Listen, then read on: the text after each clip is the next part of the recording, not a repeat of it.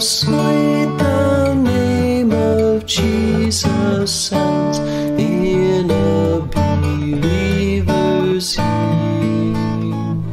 It soothes his sorrows, heals his wounds, and drives away his fear. Dear name, the rock on which I build my shield and hiding place, my never failing treasury filled with boundless stores of grace. Jesus, my shepherd, brother, friend, my prophet, priest, and king, my Lord, my life, my way, my end, accept the praise I bring. Weak is the effort of my heart, and cold my warmest thought. But when I see thee as thou art, I'll praise thee as I ought. Till then I would thy love proclaim with every fleeting breath, and may the music of thy name refresh my soul in death.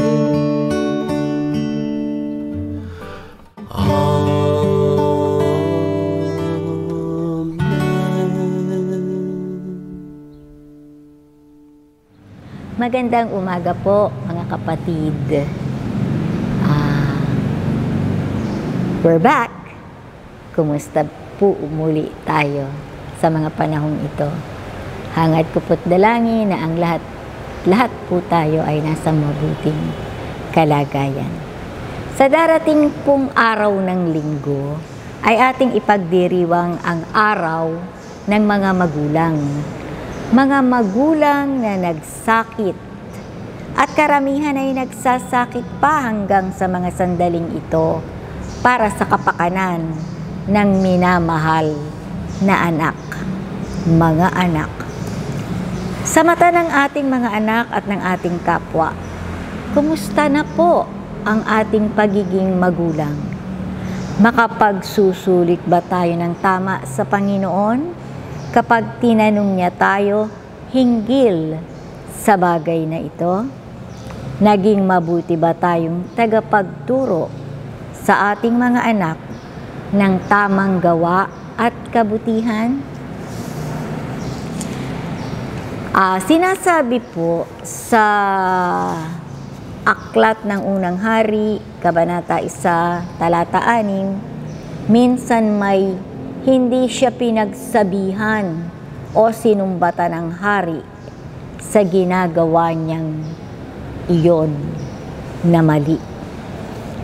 Upang maging mabisa ang pagtuturo, ay mahalagang turuan na ang tao habang bata pa siya at ang isip ay hindi pa napapasukan ng maling paraan. May naririnig akong ina na kapag may sinasabi o ginagawa ang maliit na bata, ay sasabihin, "Naku, maghintay ka lang at paglaki-laki mo, maraming palo kang matatanggap sa akin." Mali po yun. Kahit pa nga ilang buwan pa lamang ang sanggol, ay tama na itong panahon ng pagtuturo sa kanya. Hindi ko tinutukoy ang pagpalong sinasabi niya, kundi ang tunay na pagtuturo. At napakahalagang humingi ng tulong sa Panginoon kung paano ang dapat gawing pagtuturo sa ating mga batang anak.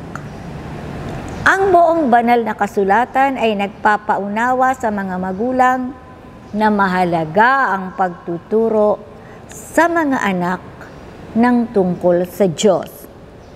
Ang mga salitang iniwan sa mga taga-Israel ay nakasulat sa Deuteronomio 6:6-9, kung saan nakasalalay ang tungkulin ng magulang sa pagtuturo sa kanilang mga anak.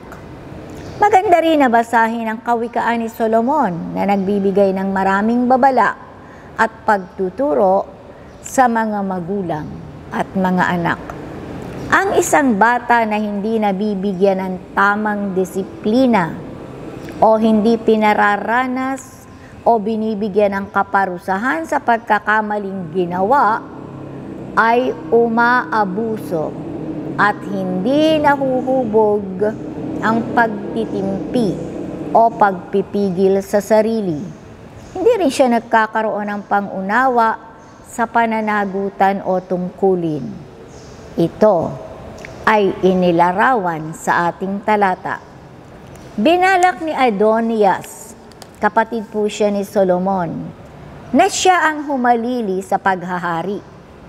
Pinaghandaan niya ito at inayos mula sa mga karwahe hanggang sa mga mangangabayo at 50 tagatakbo sa kanyang unahan. Samantalang ito ay iniukol na sa kanyang kapatid na si Solomon. At ang ating talata ay sinabi, minsan may hindi siya pinagsabihan o sinumbatan ng hari sa ginagawa niyang iyon. Nangangahulugang nalaman na ni David itong kanyang ginagawa. Subalit, hindi siya sinasaway. Hindi rin niya ipinagunita kay Adonias na ang paggawa ng kasamaan ay may kabayaran. Ang ganitong pagkakamali ni Haring David, ang di pagsaway o pagbibigay ng disiplina, ay masasabi nating kadahilanan ng pagkakasala at trahedya na nangyari sa buhay pa rin ng ibang mga anak ni David na sina Absalom at Amon. Isang tunay na pangyayari ang natatandaan ko. Ito ay tungkol sa isang lalaki na nahuli sa pagnanakaw. At nang siya ay nasa silid-litisan na, ay ipinagpipilitan na hindi siya lamang ang lubusang may kasalanan at iginigiit na malaki ang bahagi ng kanyang mga magulang na hindi nagdisiplina sa kanya nang siya'y bata pa. At ikinwento niya na kailanman ay hindi siya pinahindian ng mga magulang sa anumang bagay na kanyang hilingin. At nang siya'y matutong magmaneho, ibinili siya ng sariling sasakyan at siya'y naging kaskasero. Sa tuwing mahuhuli sa sobrang bilis ng pagpapatakbo at mabigyan ng tiket, kaagad tinutubos siya ng kanyang ama. Ikinuha rin siya ng car insurance at anupat ang patuloy na pagbibigay sa kanya ay naging sanhi ng kanyang pag-abuso. Wala rin siyang pakialam kung may nasasaktan, sapagkat nandoon lagi ang magulang upang magbayad. Hindi siya natutong makisama at lalong hindi nauunawaan ang kalagayan ng iba. At nang siya nga ay maiwan ng kanyang mga magulang, ngayong nag-iisa na siya, ay naubos na rin ang malaking kayamanang naiwan ng mga magulang. Sa dahilang hindi siya sanay na hindi nakukuha ang anumang kanyang maibigan. Kaya siya ay nagnakaw. Ito ay aral sa mga magulang.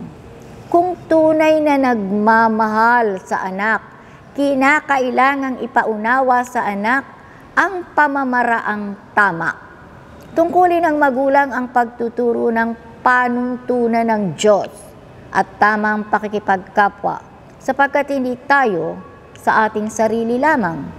Maraming binanggit si Solomon sa kanyang aklat tungkol dito, mga tagubilin sa mga magulang.